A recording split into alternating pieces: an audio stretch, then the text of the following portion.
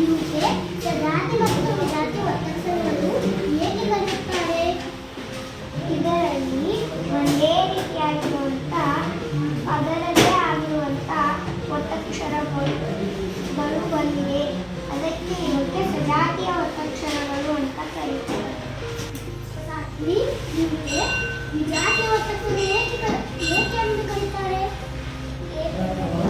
ಬೇರೆ ಬೇರೆ ಒತ್ತಕ್ಷರ ಪದಗಳು ಬಂದಿದ್ದಾರೆ. ಇವಕ್ಕೆ ವಿಜಾತಿಯ ಒತ್ತಕ್ಷರಗಳು ಅಂತ ಕರೀತಾರೆ.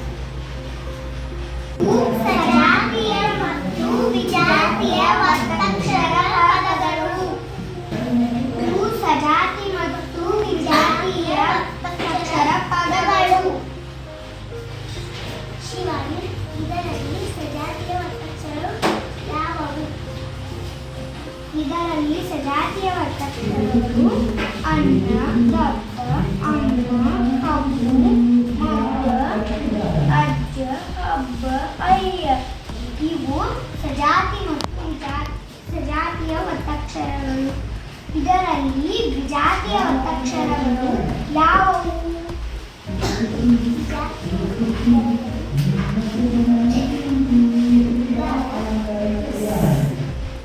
ಹಸ್ತ, ಶಬ್ದ, ಶಕ್ತಿ, ಇಷ್ಟ, ಕ್ರಮ, ಖಡ್ಗ, ಆಸ್ತಿ.